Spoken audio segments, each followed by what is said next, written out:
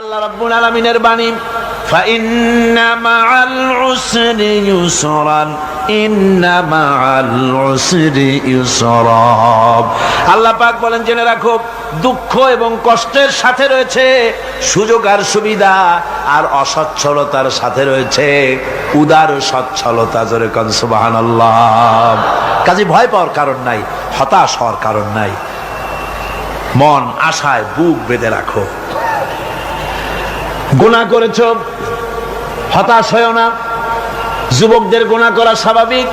ইউনিভার্সিটির ছাত্র, কলেজের ছাত্র, প্রফেসর, শিক্ষক, অফিসার ঘুষ খেয়েছেন, জিনা করা হয়েছে, মদ খাওয়া হয়েছে, মিথ্যা কথা বলা হয়েছে, যাই কিছু করেন না কেন ভয় পাওয়ার কারণ নাই, নিরাশ হওয়ার কোনো দরকার নাই।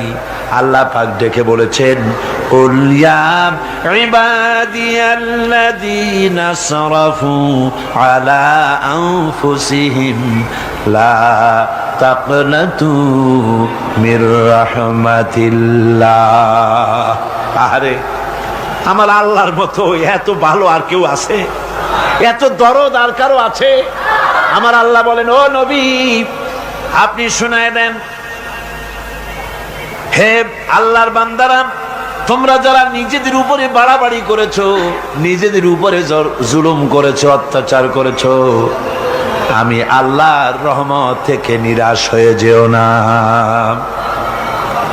মানুষ যদি অপরাধ করে, বাপের সাথে অপরাধ করেছে, মায়ের সাথে অপরাধ করেছে, মা বাবা সন্তানের চাইতে এত বড় কল্যাণকামী তো আর কেউ নাই, কিন্তু মা বাবা কোনোদিন বলে না আয় আমার ছেলে তোরে মাফ করে দেই, এরকম বলে নাকি? মন চায় ছেলে যদি মাপ চাইতো, খুশি হয়ে মাফ করে দিতাম, কিন্তু কেন যে আসে না, ডাকে না যে আয় মাফ করে দেই। মা বাপ আপনাকে এত ভালোবাসে, সেই মা বাপও আপনাকে বলে না যে আয় মাফ করে দেই। আমার আল্লাহ হচ্ছেন এমন আল্লাহ, আল্লাহ রাব্বুল আলামিন ডাকেন, এ বান্দা খুন করেছিস ফিরে আয়, জিনা করেছিস ফিরে আয়, হত্যা করেছিস ফিরে আয়, চুরি করেছিস ফিরে আয়, কুফরি করেছিস ফিরে আয়, সুদ খেয়েছিস, ঘুষ খেয়েছিস, মদ খেয়েছিস ফিরে আয়, এসে আমার দরবারে চোখের পানি ফেল, আমার দরবারে কাঁদাকাটি কর। ইন্নাল্লাহা ইয়াগফিরুয যুনুবা জামিআ ইন্নাহু হুয়াল গফুরুর রহিম। আমার দরবারে চোখের পানি ফেলে কাঁদ, আমি রব্বুল আলামিন জিন্দেগীর গুনাহ মাফ করে দেব। সুবহানাল্লাহ কোন, সুবহানাল্লাহ কোন। আমার কাছে কাঁদ, চোখের পানি ফেল। আল্লাহ রাব্বুল আলামিনের কাছে বান্দার দুইটা ফোঁটা বেশি প্রিয়। একটা হলো জিহাদের ময়দানে যে রক্ত ফোঁটা দেওয়া হয়, এটা আল্লাহর কাছে প্রিয়। আর আল্লাহর ভয়তে গুনার জন্য লজ্জা করে, অনুশোচনা করে বান্দা যখন চোখের পানি ছেড়ে দেয়, আল্লাহর কাছে এটা অত্যন্ত প্রিয়। নবীজি বলেছেন, বান্দা যখন গুনার ভয়তে, আল্লাহর ভয়তে, জাহান্নামের ভয়তে অনুশোচনা করে যখন চোখ দিয়া পানি ছেড়ে দেয়, ওই চোখের পানি নাকের অর্ধেক আসতে না আসতে আল্লাহ রাব্বুল আলামিন বান্দারে মাফ করে দেন। আল্লাহ বরদাস্ত করতে পারেন না যে বান্দা কান্দু। আমার ভাইরা, আল্লাহ রহমত এই পৃথিবীতে, আল্লাহ রহমতকে 100 ভাগ করা হয়েছে। আল্লাহ রহমতের কত ভাগ? এই 100 ভাগের 1 ভাগ সারা পৃথিবীতে ছড়াই দেওয়া হয়েছে। আর 99 ভাগ কার কাছে? আল্লাহর কাছে। একটা ভাগ দুনিয়া ছড়ানো হয়েছে আদম আলাইহিস সালাম থেকে নিয়ে এই পর্যন্ত, এখান থেকে নিয়ে কিয়ামত পর্যন্ত পৃথিবীতে যত মানুষ আসবে, যত প্রাণী আসবে, তাদের মধ্যে প্রাণী জগতেও গাবি তার বাছুরকে ভালোবাসে ঠিক কিনা, হাতি তার বাচ্চাকে ভালোবাসে ঠিক কিনা, মুরগি তার বাচ্চাকে ভালোবাসে কিনা, প্রত্যেক মাই তার সন্তানকে ভালোবাসে মানুষের মতো। এই ভালোবাসা, স্নেহ, এই মমতা, এই করুণা, এই মহব্বত, একটা ভাগ দুনিয়ায় দেওয়ার পর আপনি আর আমি যতটুকুন ভাগে পেয়েছি সেই মহব্বতে, স্ত্রীর মহব্বতে অস্থির, মায়ের মহব্বতে অস্থির, সন্তানের মহব্বতে অস্থির। এখন চিন্তা করেন, একটা ভাগ সারা পৃথিবীতে বিতরণ করার পর যেটুক পেয়েছি তাতে যদি এত মহব্বত হয়, তাহলে এর 99 ভাগ মহব্বত যে আল্লাহর কাছে জমা আছে, এই বান্দার জন্য তার কত মহব্বত, এই বান্দার জন্য কত করুণা তার, কত মহব্বত তার, কত দয়া তার। এজন্য আল্লাহ রাব্বুল আলামিন বলেছেন, নাব্বি ইবাদি আন্নি আনাল গফুরুর রহিম। ও আমার নবী, সুসংবাদ দিয়ে দাও, বান্দাদেরকে শোনায় দাও যে আমি আল্লাহ তাআলা ক্ষমাশীল আর দয়াবান। হুজুর কাঁদতেছিলেন, হযরত ওমর রাদিয়াল্লাহু তাআলা আনহু এসে দেখেন হুজুর একা কাঁদতেছে। হুজুর জিজ্ঞেস করছেন, হযরত ওমর জিজ্ঞেস করলেন, হুজুর আপনি কাঁদেন কেন একা একা? হযরত ওমর বলেন, আমি যখন প্রশ্ন করলাম নবীজি বললেন, আমার কাছে কিছু আগে জিবরাইল এসেছিলেন, জিবরাইল এসে আমাকে বললেন আল্লাহ পাক বলেছেন, হে আমার নবী, ইসলামের ভিতরে থেকে যে সমস্ত মানুষগুলো ইসলামের ভিতরে থেকে চুল আর দাড়ি পাকায় দিছে, কিয়ামতের দিন এই লোকগুলারে আমি শাস্তি দিতে আমার শরম হবে। হযরত ওমর বলেন, হুজুর উম্মতের জন্য কত বড় খোঁজ খবর এটা, আর আপনি কাঁদতেছেন। হুজুর বলেন, ওমর তুমি জানো না আমার কান্নার কারণ ভিন্ন। আমার কান্নার কারণ হলো যে আল্লাহ রাব্বুল আলামিন কিয়ামতের দিন দাড়ি চুল পাকা বান্দারে শাস্তি দিতে শরম করবেন, সেই দাড়ি চুল পাকা বান্দাগুলি আল্লাহর সাথে নাফরমানি করতে শরম করে না। আমি এই লজ্জায় কাঁদতেছি। ভাইরা, হুজুর আল্লাহ পাক বলেন, ও আমার নবী, রাতের আধারে যখন একটা বুড়া আমার দরবারে হাত উঁচু করে, একটা বুড়া মানুষ রাতের আধারে যখন আমার দরবারে হাত উঁচু করে আর যখন বলতে থাকে, রব্বুল আলামিন আমার পেছনের জীবনটা বড় খারাপ করেছি, এমন কোন কাজ জীবনে করি নাই যা তোমার কাছে কিছু দাবি করতে পারি, সব রকমের নাফরমানি করেছি, আজ আমি বুড়া হয়ে গেছি, কামাই করতে পারি না, ছেলে আমাকে চোখে দেখতে পারে না, পুত্রবধূ আমাকে ঘরে জায়গা দেয় না, আমার স্ত্রী আমাকে দেখতে পারে না, রোজগার করতে পারি না, হাঁটতে পারি না, চলতে পারি না, সবার কাছে আমি তিতা হয়ে গেছি, আমি দাঁড়াতে পারি না, কোমরে ব্যথা পাই, হাঁটুতে ব্যথা পাই, চলতে পারি না, কানে শুনতে পাই না, চোখে দেখতে পারি না, আর তোমার কাছে কিছু চাইয়া নেব এমন ভালো কাজও করি নাই। এইভাবে যখন বান্দা কাঁদতে থাকে আমার দরবারে, ও আমার হাবিব আমার রহমতের দরিয়ায় জোশ মেরে যায়, আমার শরম হয় এই বুড়াটারে কেমনে খালি হাতে ফিরাইয়া দেই। সুবহানাল্লাহ, সুবহানাল্লাহ। আমার আল্লাহর এত দয়া, আমার আল্লাহর এত মায়া, এত মহব্বত। আমার আল্লাহ রাব্বুল আলামিন বলেন, وَإِذَا سَأَلَكَ عِبَادِي عَنِّي فَإِنِّي قَرِيبٌ। ও আমার হাবিব, আমার বান্দা আমার ব্যাপারে প্রশ্ন করে, আমি বান্দার একদম নিকটে।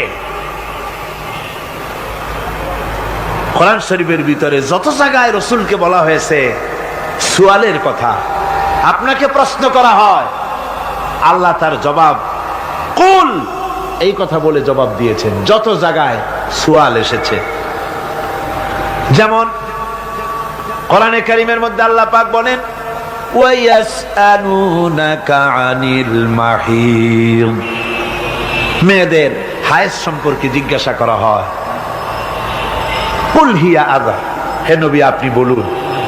এভাবে করে কুল দিয়ে জবাব দেওয়া হচ্ছে। আবার প্রশ্ন করা হচ্ছে, ওয়ায়াসআলুনাকা আনিল আনফাল, এই গনিমতের মাল সম্পর্কে হুজুর আপনাকে, হে নবী আপনাকে প্রশ্ন করা হয়। আল্লাহ কুল দিয়া জবাব দিলেন, আল্লাহ বলেন আপনি বলেন। ওয়ায়াসআলুনাকা আনিল খামরি ওয়াল মাইসির, আল্লাহ পাক বলেন নবী আপনারে প্রশ্ন করা হয়, কুল ফিহিমা ইসমুন কাবীর, আল্লাহ কুল দিয়া বললেন তুমি বলো। আবার বলা হলো, ওয়ায়াসআলুনাকা আনিল আহিল্লা কুল হিয়া মাওয়াকিতু লিন্নাস। ও নবী, আপনাকে প্রশ্ন করা হয় চাঁদের ক্রমবর্ধমান এবং ক্রমহ্রাস, এই যে বাড়ে আর কমে, পূর্ণিমা হয় অমাবস্যা হয়, কেন হয়? আপনি বলুন, কুল, আপনি বলেন, এটা আমি অর্থ এবং সময়, বছর আর দিন গণনা করার জন্য পৃথিবীবাসীদের জন্য বিনা পয়সায় একটা ক্যালেন্ডার বানাইয়া আকাশে ঝুলাই রেখেছি। এভাবে যত জায়গায় এসেছে আপনাকে প্রশ্ন করা হয়, তত জায়গায় আল্লাহ জবাব দিয়েছেন কুল, আপনি বলেন। গোটা কোরআন শরীফের ভিতরে এই একটি মাত্র জায়গা যেখানে বলা হয়েছে আপনাকে প্রশ্ন করা হয়। আল্লাহ এখানে বলতে পারতেন কুল, আপনি বলেন, আল্লাহ তোমাদের নিকটবর্তী, এভাবে জবাব হয় নাই। এটা কায়দাটা হলো এই, আল্লাহ বলতেছেন ওয়াইজা সালাকা ইবাদি, ও আমার নবী, প্রশ্ন তো আমার বান্দারা আমার ব্যাপারে করেছে, এবার আপনার জবাবের কোনো দরকার নাই। প্রশ্ন আমার ব্যাপারে, আমি নিজে জবাব দিয়ে দেই, ফা ইন্নী কারীব। ও বান্দা, আমার ব্যাপারে প্রশ্ন করেছিস, জবাব আমি দেই, আমি তোর সবচাইতে বেশি নিকটে। সুবহানাল্লাহ, কত নিকটে? ওয়ানাহানু আকরাবু ইলাইহি মিন হাবলিল ওয়ারিদ। তোর যে রগ, এই শাহরগের চাইতেও আমি তোর বেশি কাছে। সুবহানাল্লাহ। আমারে ডাক, আমারে ডাক, কলিজা দিয়া ডাক, অন্তর দিয়ে ডাক।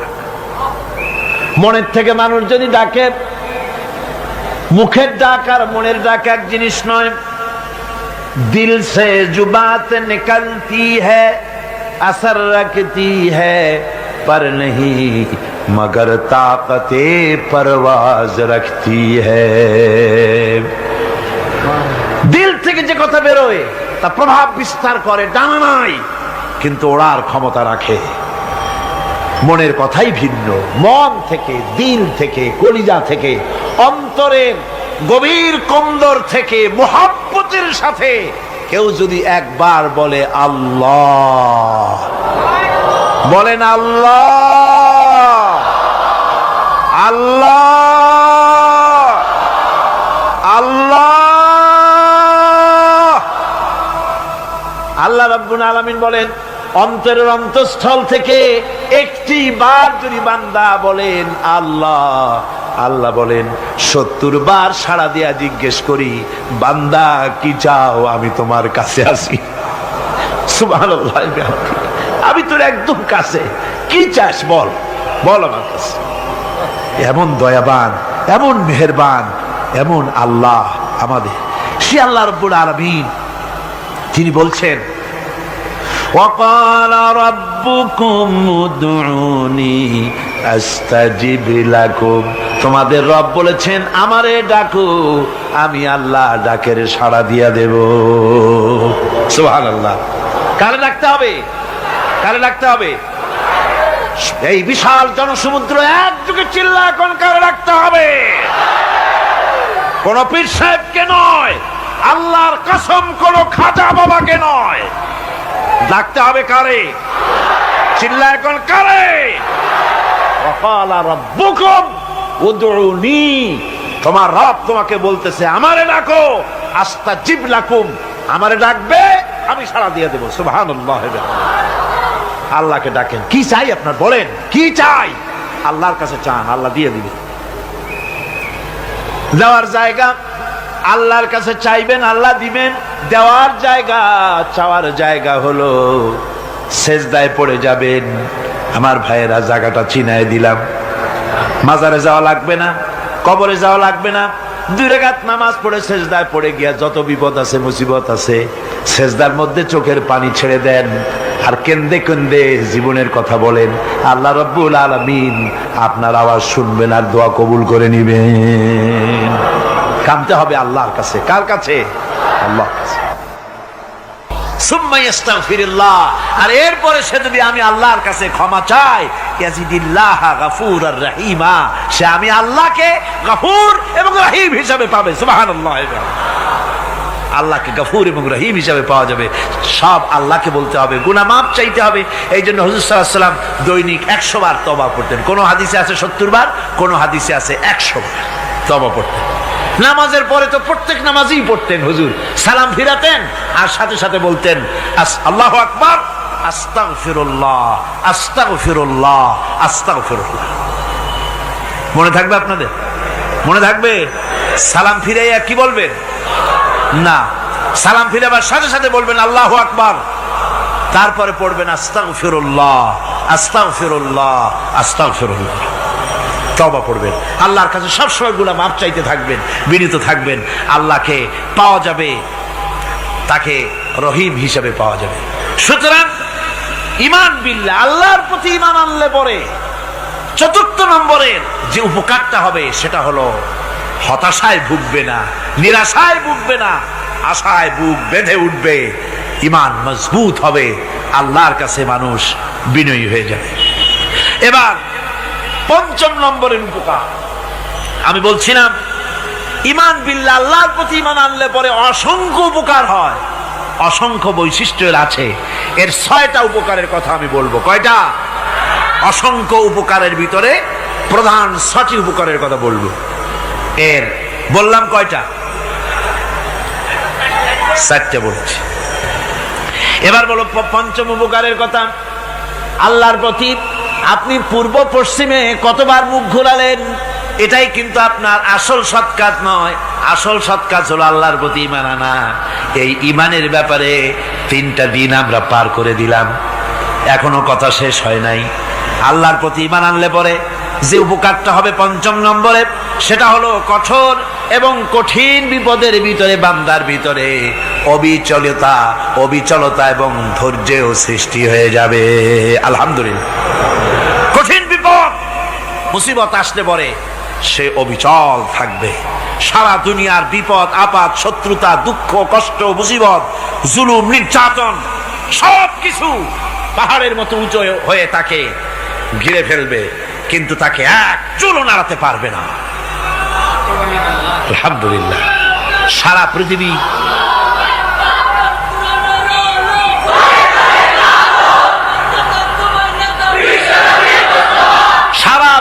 একদিকে আর সে একা একদিকে থাকবে। বিরোধিতা তো হবেই, বিপদ তো আসবেই। কবি বলতেছেন, সাথে জাকা রহা হ্যায় আজল সে তা ইমরোজ, সাথে জাকা রহা হ্যায় আজল সে তা ইমরোজ, চরাগে মুস্তফাবি সে শরারে বুলহাবিস। সে আবহমান কাল থেকে শুরু করে মুস্তাফা সাল্লাল্লাহু আলাইহি ওয়াসাল্লামের দীপ শিখার সাথে আবু জেহেল, আবু লাহাবের অগ্নিস্ফুলিঙ্গের টক্কর লেগেই আছে। রাসূলুল্লাহর আল্লাহর দেওয়া এই বিধান, এই দ্বীনের বাতিটা টিম টিম করে চলেছে। আর গোরকি, টর্নেডো, হাজার হাজার মাইল বেগে হেরিকেন এসেছে, গোরকি এসেছে, টর্নেডো এসেছে, টাইফুন এসেছে, কিন্তু এই আলো নিবাইতে পারে নাই। সুবহানাল্লাহ। এই আলো নিবাতে পারে নাই। এই শত্রুতা চিরকালে নিবাতে পারবে না। কারণ হচ্ছে আল্লাহ রাব্বুল আলামিন বলেছেন, ইউরিদুনা লিইউতফিউ নূরাল্লাহি বিআফওয়াহিহিম ওয়াল্লাহু মুতিম্মু নূরিহি ওয়ালাউ কারিহাল কাফিরুন। ওরা চায় মুখের ফু দিয়ে আমার আলোকে নিভিয়ে দেবে, কিন্তু আমি আমার আলোকে পূর্ণতা দান করব। তাতে কাফের বেঈমানদের কলজায় যত জ্বালা যন্ত্রণা হোক, আমার দ্বীন কেউ মিটাই দিতে পারবে না। সুবহানাল্লাহ। সুতরাং বিপদে অবিচলতা আসবে, সে অটল হবে, মজবুত হবে। কোরআনে কারীম বলতেছে, ওয়া কাযালিকা জাআলনা লিকুল্লি নাবিয়্যিন আদুওয়াম মিনাল মুজরিমিন। এই পৃথিবীতে এমনি করে আমি সকল নবীদের শত্রু বানিয়েছি, সব পাপিষ্ঠ অপরাধীদেরকে। নবীদের সাথে বিরোধিতা করেছে কারা? পাপিষ্ঠরা, অপরাধীরা। আজও খুঁজে দেখেন আজও ইসলামী আন্দোলনের বিরোধিতা যারা করে সবগুলি কি পাপিষ্ঠ। সত্য কিনা কর? ইসলামী আন্দোলনের বিরোধিতা যারা করে হিসাব করে, চোখ দিয়ে তাকায় দেখেন, খুঁজে দেখেন তাদের নামগুলি। মদখোর, জেনাকার, বদমাশ, চোর, হাইজাকার, বেনামাজি, লুটেরা, মিথ্যাবাদী, সবচাইতে সমাজের নিকৃষ্ট লোকগুলি ইসলামের বিরোধিতা করে।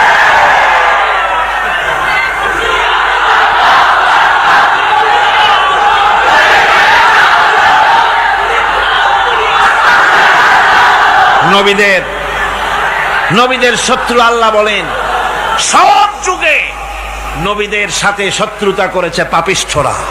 আল্লাহর কথা, কার কথা? সকল যুগে নবীদের সাথে শত্রুতা করেছে পাপিষ্ঠরা, নিকৃষ্ট ধরনের অপরাধীরা। সুতরাং নবী রাসূলদের অবস্থা যখন এই, তখন দ্বীনের দাওয়াত যারাই দেবে তাদের কিসমত এরকম হবেই। এই বাধার মোকাবেলা তাদেরও করতে হবে। এই যে বাধাটা আসে, এই যে মারে,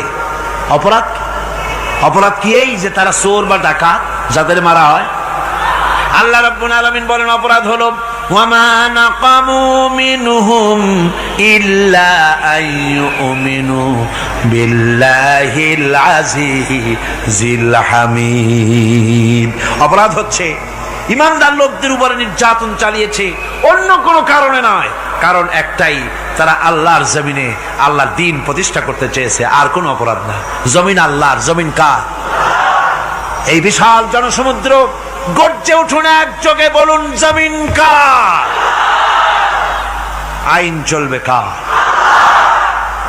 এখানেই সংঘর্ষ বেঁধেছে আবহমান কাল ধরে। মানুষ অত্যাচারিত হয়েছে, সাহাবায়ে কেরাম অত্যাচারিত হয়েছেন। বুখারী শরীফের হাদিসে এসেছে রাসূল করিম সাল্লাল্লাহু আলাইহি ওয়াসাল্লামের কাছে হযরতে খাব্বাব গিয়ে উপস্থিত হয়েছিলেন। হযরতে খাব্বাব বলেন, হাদিসটা এভাবে লেখা হয়েছে বুখারীতে, ওয়ান খাব্বাব বিন আরিদ রাদিয়াল্লাহু তাআলা আনহু قال شكونا إلى رسول الله صلى الله عليه وسلم وهو متوسد بردة له في ظل الكعبة। রাসূলুল্লাহর কাছে গেলাম, কাবা শরীফের কাছে গিয়া দেখি নবীজি একটা চাদর গায়ে দিয়ে তিনি আরাম ফরমাচ্ছিলেন কাবা শরীফের ছায়ায়। সেখানে গিয়ে বললাম, আলা তাস্তানসিরু লানা আলা তাদউ লানা ইয়া রাসূলুল্লাহ, হে আল্লাহর রাসূল, আপনি কি আমাদের জন্য আল্লাহর কাছে দোয়া চাইবেন না? আপনি কি আল্লাহর কাছে আমাদের জন্য সাহায্য চাইবেন না? আমাদের লোকগুলিকে, মুসলমানগুলিকে মারতে মারতে তো শেষ করে ফেলে দিল। তারা আমাদের সুমাইয়াকে মারলো, আমাদের খাব্বাবকে উটের সাথে পায়ের দড়ি লাগায় টানলো, আমাদের খোবায়েবকে তারা আগুনের উপরে চিৎ করে শোয়ায় রাখলো, না খায় রাখতেছে, মারতেছে। কষ্টে তো শেষ হয়ে গেলাম, হুজুর আপনি কি আমাদের জন্য দোয়া করবেন না? হাদিস শরীফে এসেছে নবীজি উঠে বসলেন সোজা হয়ে। নবীজি বলেন, ও আমার সাহাবী, ও খাব্বাব শোনো, তোমাদের আগে এই পৃথিবীতে যারা দ্বীনের দাওয়াত দিতে এসেছিলেন তাদেরকে সমকালীন রাষ্ট্র শক্তি, সমাজ শক্তি তাদেরকে ধরতো। ফায়ু খাজুর রাজুলো, তাদেরকে তারা ধরতো। ফায়ুহফারু লাহু ফিল আরদ, আর তার জন্য জমিনের ভিতরে কবর বানাইতো। ওই কবর ফায়ু জালু ফিহা, ওই কবরের ভিতরে তাকে কোমর পর্যন্ত গেড়ে দিত। সুম্মা ইউতা বিল মানশার, এরপরে করাত আনতো। ফায়ুদাউ আলা রাসিহি, এরপরে ওই করাত তার মাথার উপরে রাখতো। ফায়ুজালু নিসফাইন, এরপরে করাত দিয়া চিরে জীবিত মানুষটারে দ্বিখণ্ডিত করে ফেলে দিত।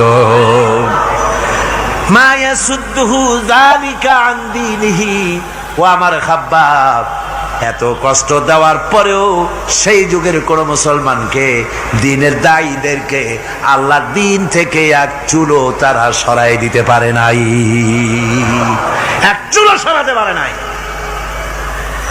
ওয়াল্লাহি, ও খাব্বাব, আমি আমার আল্লাহর নামে কসম করে বলছি, লা ইউতাম্মান্নাল্লাহু হাযাল আমরা হাত্তা ইয়াসিরার রাকিবু মিন সানা ইলা হাযরামাউত।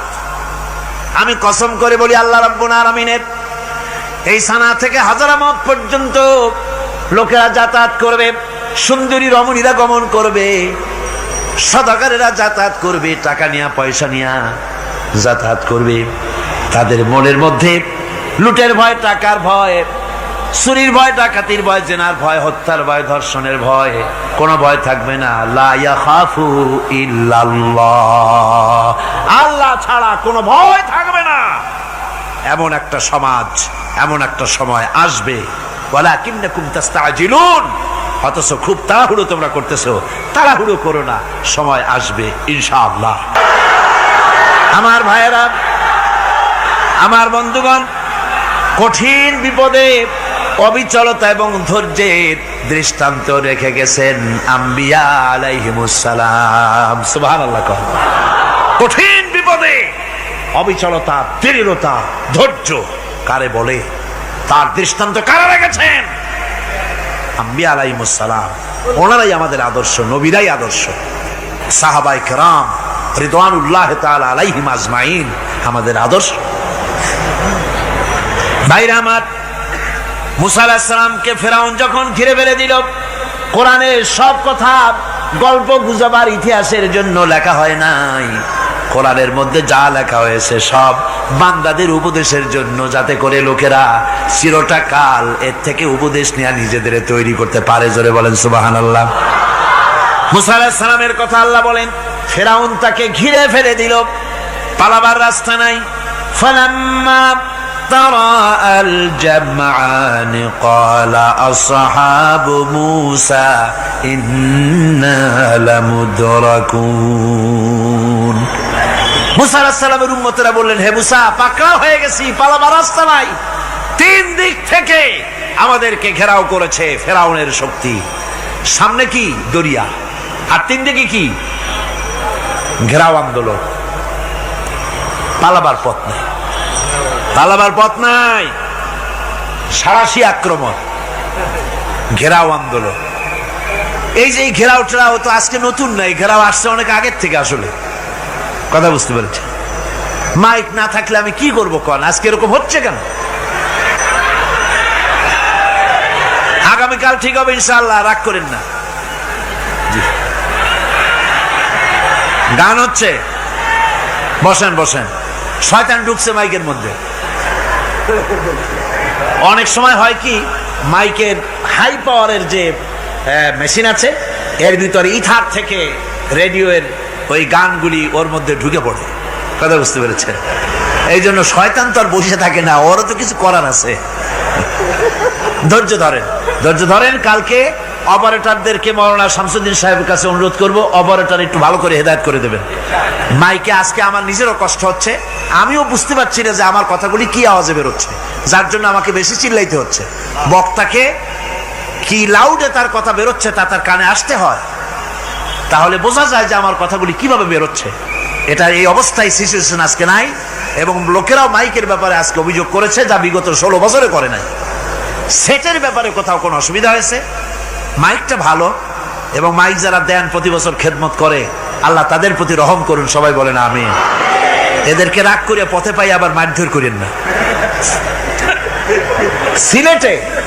সিলেটের যে তাফসির মাহফিল হয়, বিগত 19 বছর তাফসির করেছি একটানা, এবার 20 বছর পুরো হবে ইনশাআল্লাহ। সিলেটে একটানা 20 বছর তাফসির করতেছি সেখানে। তো মাইক, একটা লোক বিনা পয়সায় মাইক দেয়, মাইকের ভাড়া সে নেয় না। তাফসিরে মাহফিলের মাইকের ভাড়া নেয় না।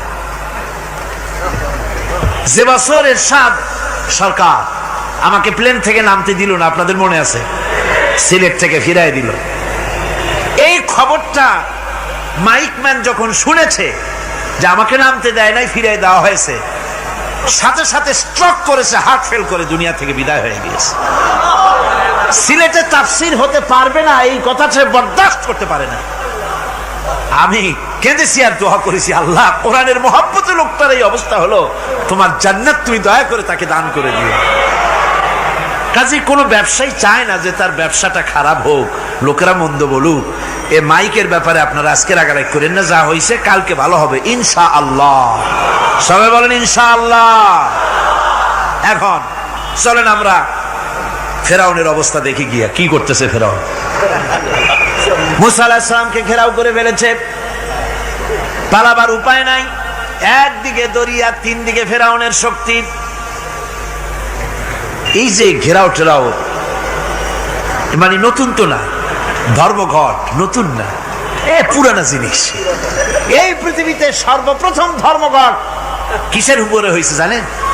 এই পৃথিবীর প্রথম ধর্মঘট হয়েছে পেঁয়াজ, রসুন আর ডাইলের উপরে, মুসা আলাইহিস সালামের জামানায়।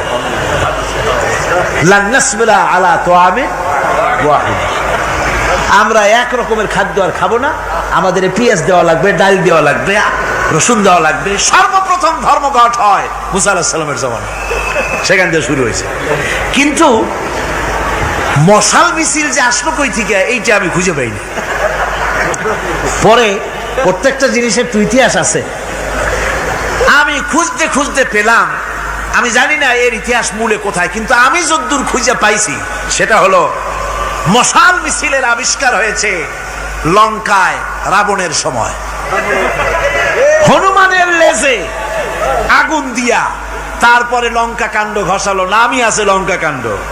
হনুমানেরা লেজে আগুন দিয়ে রাবণ যে লঙ্কায় মশাল মিছিল করেছিল হনুমানদের দিয়া, ওই হনুমানের ওই সিস্টেমটা এখনো আমাদের দেশে চালু আছে। এইটা আসলে কোন ভদ্র লোকের এই মিছিল হওয়া উচিত না। আগুন নিয়ে কিসের মিছিল? আগুন হলো জাহান্নামের প্রতীক। আগুন কিসের প্রতীক? জাহান্নামের প্রতীক। যদিও আমাদের উপকারে লাগে, কাজে লাগে। সুতরাং আমরা যা করব, প্রত্যেকটা জিনিসের পেছনে সুন্নতে নববীর কোনো না কিছু থাকতে হবে। কথা বুঝতে পেরেছেন? তিন দিক থেকে ঘেরাও হয়ে গেছে, পালাবার কোনো রাস্তা। হযরতে মুসা আলাইহিস সালামের কাছে উম্মতেরা বললেন, পালাবার তো কোনো পথ নাই, এখন উপায়টা কি? আমাদের তো আর উপায় নাই। মুসা আলাইহিস সালাম দেখেন বিপদে পড়ে গেছেন, কিন্তু ধৈর্য হারান নাই, ভয় পান নাই। ভয় পাইছিলেন? ভয় পেয়েছেন? প্রশ্নই ওঠে না। মুসা আলাইহিস সালাম, আল্লাহ পাক যাদেরকে বলেছেন উলুল আযম রাসূল, যাদের বলেছেন তার মধ্যে হযরত মুসা একজন উলুল আযম পয়গম্বর। চারটিখানি কথা না, আল্লাহ কথা বলছেন তার সাথে, কালিমুল্লাহ তিনি। সুবহানাল্লাহ। মুসা আলাইহিস সালাম শোনালেন, কাল্লা ইন্না মাইয়া রাব্বি সায়াহদিন। কখনো নয়, আমার উম্মতেরা ভয় পেও না, আমার রব অবশ্যই আমাকে পথ দেখাবে। সুবহানাল্লাহ। তিন দিক থেকে শত্রু, একদিকে দরিয়া, পালাবার কোন রাস্তা নাই। সেখানে দৃঢ়তার সাথে তিনি বলছেন, অবশ্যই আমার আল্লাহ আমারে পথ দেখাবে। সুবহানাল্লাহ। নবীরা এই দৃঢ়তা দেখিয়েছেন, অবিচলতা দেখাইছেন। আল্লাহ পাক মুসা আলাইহিস সালাম যখন এই দৃঢ়তা দেখালেন, এই অবিচলতা দেখালেন, সঙ্গে সঙ্গে জিবরাইল এসে হাজির হয়ে গেলেন। আল্লাহ পাক বলেন, ফাআওহাইনা ইলা মূসা আন আদরিব বিআসাকাল বাহরা ফানফালাকা ফাকানা কুল্লু ফিরকিন কাত্তাউদিল আযীম। মুসা আলাইহিস সালামকে আমি ওহী নাযিল করলাম, তাকে বললাম হাতে যে লাঠি আছে, এই লাঠি দিয়ে আঘাত করো দরিয়ার উপরে। দরিয়ার উপরে আঘাত করলেন, একটা রাস্তা হয় নাই, 12টা রাস্তা তৈরি হয়ে গেল। আর দেওয়ালগুলা পাহাড়ের মতো উঁচা হয়ে গেল। দরিয়ার ভিতরে পাহাড়ের মতো উঁচা, মজবুত 12টা রাস্তা। এবার মুসা আলাইহিস সালাম তার দলবল নিয়ে চললেন। আল্লাহ রাব্বুল আলামিন বলেন, ওয়া আনজাইনা মূসা ওয়া মান মাআহু আজমাইন। মুসা এবং তার সাথী সঙ্গীদেরকে আমি পার করে দিলাম। মুসা আলাইহিস সালাম এবং তার সাথী সঙ্গী নিয়ে যখন দরিয়ার মাঝখানে আসছে, ফেরাউন তার দলবল নিয়ে এসে গেছে। আসে দেখে নদীর মধ্যে রাস্তা। বাবা, খুব তো কায়দা। ও মনে করছে ওর বাজানের তৈরি করা ডিস্ট্রিক্ট বোর্ডের রাস্তা। ওর লোকজন নিয়ে নেমে গেছে দরিয়ার ভিতরে। ও আসছে মাঝখানে, মুসা আলাইহিস সালাম চলে গেছেন ওপার, দরিয়া পার। মাঝখানে যখন এসে গেল, আল্লাহ রাব্বুল আলামিন পানিকে অর্ডার করলেন কুন। আল্লাহর তো বটন টেপা লাগে না, মুখ দিয়া কোনো হুকুম করা লাগে না, শুধু বলেন কুন। যে ব্যাপারে কুন বলেন ফায়াকুন, সাথে সাথে হয়ে যায়। আল্লাহ বললেন কুন, আর অমনি রাস্তা বন্ধ হয়ে গেল। এবার তুফান শুরু হয়েছে নদীতে, ঢেউয়ের উপরে ঢেউ, মৌজুন কাল জিবাল, পাহাড়ের মতো উঁচু হয়ে হয়ে ঢেউ আসতেছে। দলবল ঘোড়া আর অস্ত্রপাতি যা ছিল সব মরিয়া শেষ। এবার ফেরাউন একা উপরে ওঠে আর নিচে নামে, পানি খেতে খেতে পেটের কাম সারা, জনমের খাওয়া খাইছে পানি। এখন জান যা, বাঁচবার আর উপায় না, বাঁচবার আর উপায় নাই। ফেরাউন তার নিজের জীবন সম্পর্কে হতাশ হয়ে গেল। এবার ফেরাউন বলতেছে, আমানতু আন্নাহু লা ইলাহা ইল্লাল্লাযী আমানাত বিহি বানু ইসরাঈল। আমি ঈমান আনলাম, আমি ঈমান আনলাম আল্লাহ ছাড়া কোন ইলাহা নাই। ওই আল্লাহর উপর ঈমান আনলাম যে আল্লাহর উপর ঈমান এনেছে বনি ইসরাইলেরা। আল্লাহ যাতে ঠিক পায় যে কোন আল্লাহর উপর ঈমান আনছে। বনি ইসরাইলের আল্লাহর উপর ঈমান আনলাম। আল্লাহ এই তো মুসলমান হয়ে গেছি, এরপরও আমারে সুবাও কেন? আল্লাহ রাব্বুল আলামিন জবাবে বলেন, আল আন, এখন ওয়াকাদ আসাইতা ক্বাবলু ওয়া কুনতা মিনাল মুফসিদিন। এখন ঈমান আনার কথা বলছো, অথচ যুগের পর যুগ, বছরের পর বছর ধরে আমার মানুষের উপরে মন গড়া আইন চালায়েছো, আমার পয়গম্বরের সাথে বেয়াদবি করেছো। আজ তোমাকে আমি ছাড়ছি না, তোমাকে আজকে ছেড়ে দেব না, আমি তোমাকে মারব। আর সমস্ত প্রাণীগুলিকে, স্থলচর প্রাণীগুলিকে আল্লাহ পাক অর্ডার দিয়া দিলেন, এই ফেরাউনের লাশকে ডুবাবি না, পচাবি না, খাবি না। আলিয়াউমা নুনাজ্জিকা বিবাদানিক, আমি তোমার শরীরে বাঁচায় দেব। পোকে খাবে না, পানিতে পচবে না, মাছে খাবে না, কুমিরে খাবে না, দুনিয়ার কোনো পশুতে খাবে না। আমি তোরে শুটকি বানাইয়া রাখবো, যাতে করে দুনিয়ার সমস্ত ফেরাউন যত যুগে যুগে আসে তোরে দেখে যেন হেদায়েত নিতে পারে। ফেরাউনকে আল্লাহ শুটকি বানায় রাখছে। আমি ফেরাউনদের লাশ দেখেছি ব্রিটিশ মিউজিয়ামে। ফেরাউন তো একটা না, অনেকগুলা। আসলটারে অবশ্য দেখিনি। ব্রিটিশ মিউজিয়ামে ওই ফেরাউনগুলার লাশ যখন অসুবিধা হয়, মমিগুলি, তখন ইংল্যান্ডে নিয়ে যায় চিকিৎসা করাবার জন্য। চোখ টোক আছে গর্তের ভিতরে, তারপরে চামড়া টামড়া হাড়ের সাথে মিশানো, ওইভাবে চেহারা দেখলে মনে হয় যে সত্যি ফেরাউনিগুলো।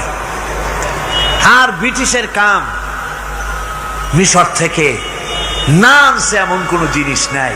আমি সেখানে এক বক্তৃতা বলছিলাম, আপনারা এদের এখন সভ্য, এদের এখন ভদ্র, এরা হলো ইন্টারন্যাশনাল চোর। ওরা সারা দুনিয়া চুরি করেছে। লন্ডনে বক্তৃতা করেছি, সারাটা দুনিয়া চুরি করছে, আমাদের দেশকে শোষণ করেছে। এই বিশাল ভূভাগকে শোষণ করে ইংল্যান্ডের দ্বীপটাকে তারা সাজাইছে। তারা ময়ূর সিংহাসনের, শাহজাহানের ময়ূর সিংহাসনের ময়ূরের বাম চোখে কোহিনূর মণি লাগাইছিলেন। শাহজাহান ময়ূরের ডান চোখে কোহিনূর মণি লাগায় নাই। কোহিনূর মণির অনেক দাম, আমি দেখে এসেছি মণি। এখন সেটা কুইন এলিজাবেথের মুকুটে শোভা পাচ্ছে।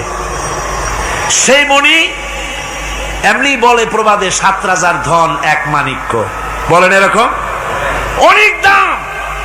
শাহজাহান দেখালেন, আমি মুসলমান, আমার কাছে এটার দাম নাই, এই জন্য ময়ূরের ডান চোখে লাগালাম না, বাম চোখে লাগাই দিলাম।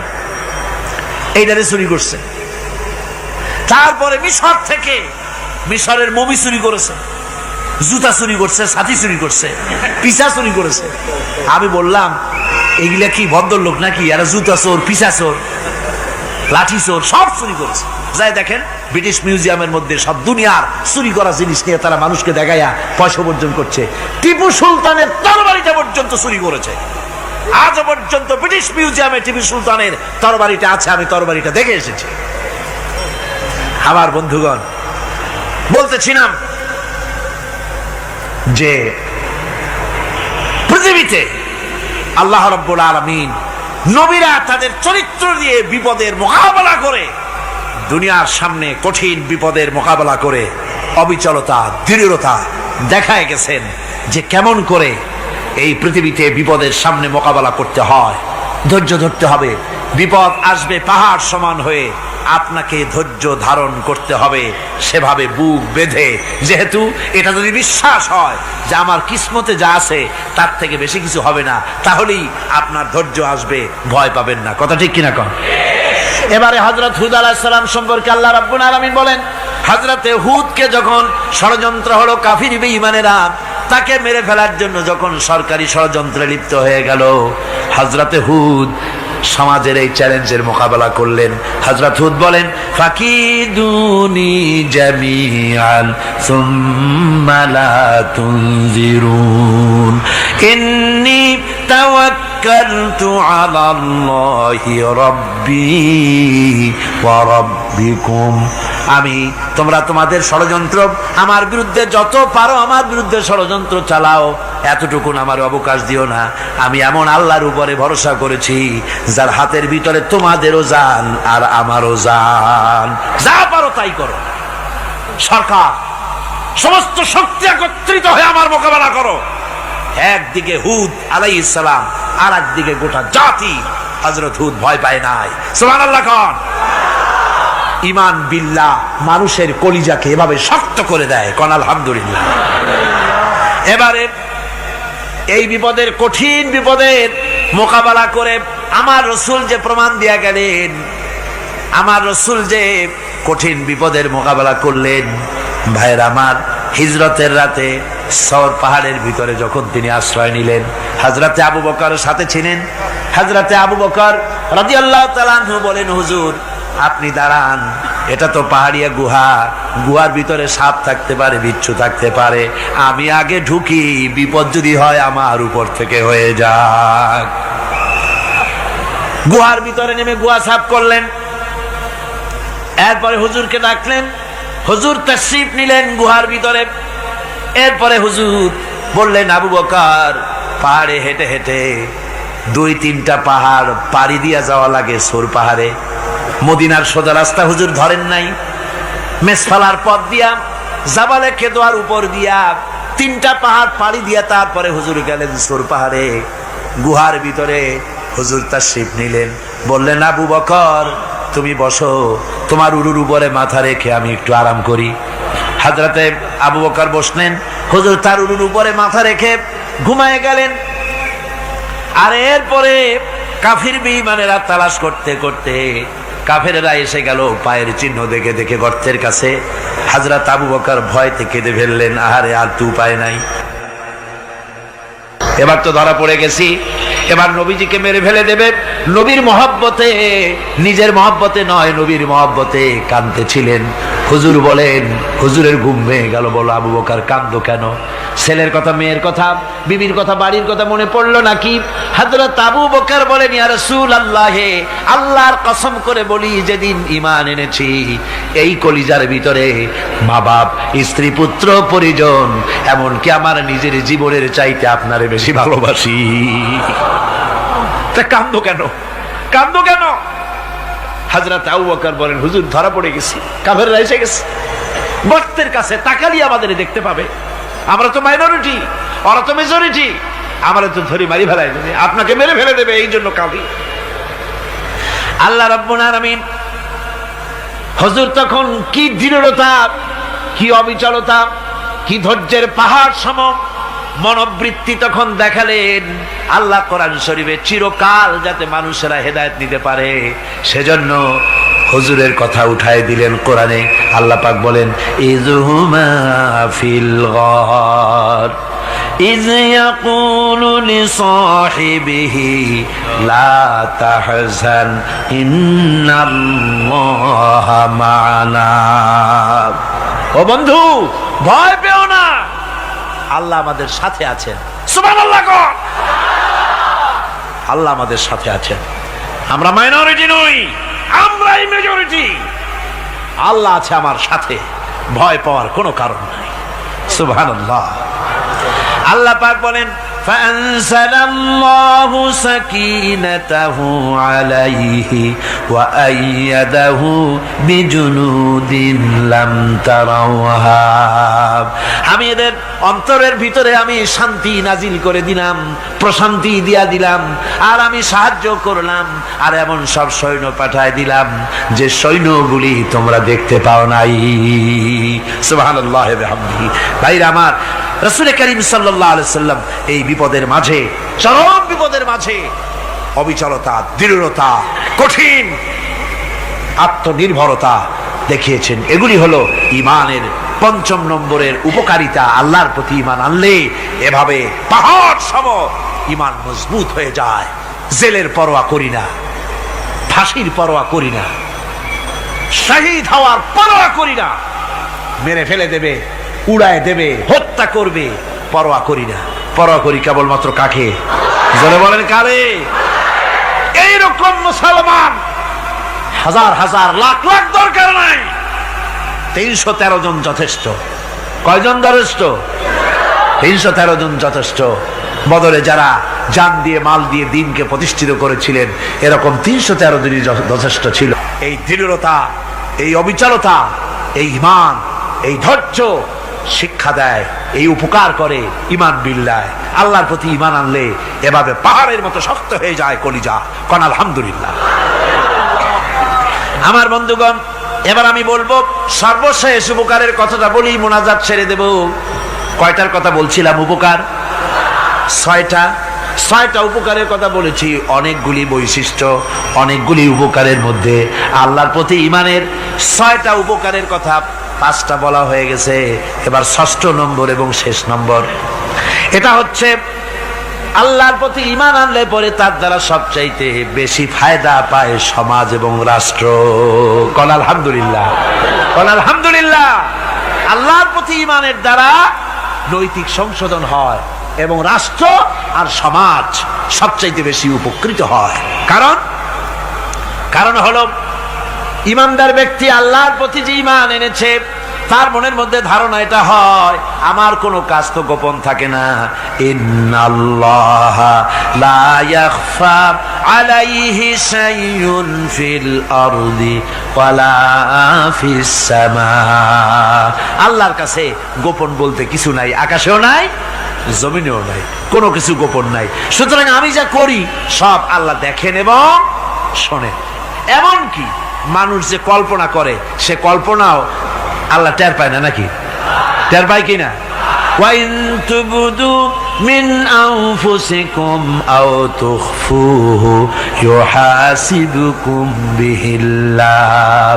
মনের ভিতরে যে কল্পনা করো, আল্লাহ পাক বলেন এই কল্পনারও হিসাব আমি রব্বুল আলামিন তোমার কাছ থেকে নেব। ফায়ুআযযিবু মান ইয়াশাউ, যারে খুশি শাস্তি দেব, আর যারে খুশি আমি মাফ করে দেব। জোরে বলেন সুবহানাল্লাহ। ফায়াগফিরু লিমান ইয়াশা ওয়া ইউআযযিবু মান ইয়াশা, যারে খুশি মাফ করব, যারে খুশি শাস্তি দেব, কল্পনারও হিসাব নেব। এই কথা মুমিনের যদি জানা থাকে, তাহলে আর তার কোনো চিন্তা থাকে না, তার নৈতিক চরিত্র ভালো হয়ে যায়। কোন সুবহানাল্লাহ।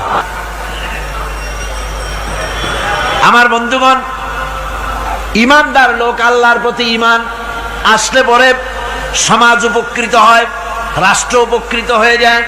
যেহেতু বান্দা জানে আমি দায়িত্বহীন কোনো কথা বলতে পারবো না, দায়িত্বহীন কোনো কাজ করতে পারবো না। আল্লাহ পাক বলেছেন, মা ইয়ালফিযু মিন কাউলিন ইল্লা লাদাইহি রাকীবুন আতীদ। বান্দা এমন কোনো কথা বলে না যে কথা আমার ফেরেশতারা রেকর্ড করে না রাখে। কাজী মুমিন ব্যক্তি আল্লাহর ভয়তে দায়িত্বহীন কথা বলবে না। নির্বাচন আসতে পরে রাস্তা সোনা দিয়ে বান্ধায় দেব, এই করব সেই করব, না খাইয়া কেউ মরবেন না। আসে না নির্বাচনের সময় সারাগালি বদনারা মঞ্চে দাঁড়িয়ে কত বড় বক্তৃতা করে, ভাইয়ের আমার, বোনের আমার, এবার আমার বোতল মার্কা বাক্স,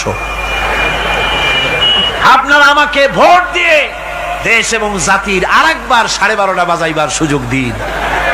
এবার ক্ষমতায় গেলে কেউ না খাইয়া মরবেন না, কিন্তু কি খাইয়া মরবে তাও বলে না। এর মারফতি অর্থ হচ্ছে এই, ওরা যদি ক্ষমতায় যেতে পারে তাহলে বিষ খাইয়া হোক, গুলি খাইয়া হোক, কিছু না কিছু খেয়ে মরতে হবে। একেবারে খালি পেটে মরলে গ্যাস্ট্রিক হওয়ার সম্ভাবনা আছে। ঈমান বিল্লাহ যদি না থাকে, আল্লাহর ভয় যদি না থাকে, তাহলে দায়িত্বহীন কথা বলে। আর আল্লাহর ভয় যদি থাকে, তাহলে নৈতিকতার সংশোধন হয়ে যায়, দায়িত্বপূর্ণ কথা বলে, মানুষকে ফাঁকি দেয় না। আমার বন্ধুগণ, আল্লাহ রাব্বুল আলামিন তার বান্দা যারা আল্লাহকে ভয় করে, সে ভয় করা বান্দাগুলির মনের মধ্যেই চিন্তা এসে যায়, আমি যেখানে থাকি না কেন আল্লাহ আমাকে দেখতেছেন, শুনতেছেন। রাতে হোক দিনে হোক, যেখানে আছি আল্লাহ আমারে দেখতেছেন। আল্লাহ পাক বলতেছেন, ওয়া হুয়া মাআহুম ইজ ইউবাইতুনা মা লা ইয়ারদা মিনাল কওলি ওয়া কানা আল্লাহু বিমা ইয়ামালুনা মুহীতা। আল্লাহ পাক বলেন, আমি তো আমার বান্দার নিকটে তখনও থাকি যখন সে গোপনে গোপনে রাতের বেলায় আমার মর্জির খেলাফ পরামর্শ করে। আমার মর্জির খেলাফ পরামর্শ করতেছে রাত্রে, আমি তো তখনও কাছে থাকি, ওটা আমি শুনি। ঈমান যদি আসে, তাহলে এই সব কাজ থেকে সে বিরত থাকে। সে যদি কম হয় সেখানেও আল্লাহ, বেশিও যদি হয় সেখানেও আল্লাহ। এমন কোন জায়গা আছে নাকি চিটাগংয়ে যেখানে আপনি একটা আকাম করবেন আর আল্লাহ টের পাবে না? কোন আছে নাকি? আচ্ছা, চট্টগ্রামে না থাকুক, বাংলাদেশের কোন জায়গা আছে নাকি? পার্বত্য চট্টগ্রামে যত পাহাড় আছে, উঁচু নিচে জায়গা আছে, ওই জায়গায় বোধহয় আছে নাকি? সারা পৃথিবীতে আছে কোথাও? আল্লাহকে ফাঁকি দেওয়ার জায়গা কোথাও? সব স্পষ্ট। আল্লাহ কি ঘুমায় নাকি? ঘুমায়? তার কাছে দিনও যায়, রাতও তাই। সমানে তিনি দেখতে পান, শুনতে পান, সবকিছু দেখতে পান, সবকিছু শুনতে পান। তাকে ফাঁকি দেওয়ার কোনো উপায় নাই। এই জন্য ৬ষ্ঠ নম্বরের উপকার যেটা হয়, সেটা হলো সমাজ উপকৃত হয় ওই মানুষ দিয়ে যার মধ্যে ঈমান আছে। হযরত ওমর রাদিয়াল্লাহু তাআলা আনহু রাতের আধারে, শেষ রাত্রে ঘুরতেছিলেন, দেখেন এক বাড়িতে কথা হচ্ছে, কথাবার্তার আওয়াজ পাওয়া যায়। মনে করলেন কোন অসুখ বিসুখ নাকি। ঘরে গিয়ে কান পাচ্ছেন দেওয়ালের সাথে, শুনতে পাচ্ছেন ভিতরে বুড়ি মা তার মেয়েকে বলছে, এই মেয়ে ওঠ, উটের দুধ দোয়াই নিয়ে আসছি, এর মধ্যে পানি মিশা, তারপর সকালে বাজারে নিয়ে যা। মেয়ে বলছে, মা এই কামটা আমি পারবো না। কেন পারবি না? হযরত ওমর ফরমান জারি করেছেন, দুধে পানি মিশাতে নিষেধ করেছেন, কাজে এই কাজটা আমি পারবো না। আরে বেটি, আমিরুল মুমিনিন দেখ এখন কোথায় যায়, ঘুমায় আছে। সে কি দেখতেছে নাকি যে পানি মিশাই না কি মিশাই? মেয়ে বলতেছে, মা আমিরুল মুমিনিনকে ফাঁকি দেওয়া যেতে পারে, তার পুলিশ বাহিনীকে ফাঁকি দেওয়া যেতে পারে, কিন্তু আল্লাহ রাব্বুল আলামিনের চোখকে ফাঁকি দেওয়া যাবে না। হযরত ওমর এই কথা শুনে বাড়ি চলে গেলেন, আর নিজের ছেলেকে ডেকে বললেন, ছেলে আমার, অমুক জায়গায় একটা বাড়ি আছে, সেখানে একটা যুবতী মেয়ে আছে, ওই মেয়েটার বিয়ে হয়েছে কিনা শোনো, যদি বিবাহ না হয়ে থাকে তুমি তোমার নিজের বিয়ের প্রস্তাব দাও। আমিরুল মুমিনিন এই মেয়েটা সুন্দরী কেমন, স্বাস্থ্য কেমন, কিছুই দেখলেন না, দেখলেন তাকওয়া। কি দেখলেন? আল্লাহর ভয়। আল্লাহর ভয় যখন একটা জাতির মধ্যে আসে, পুলিশ লাগে না, পুলিশের কাজ কমে যায়।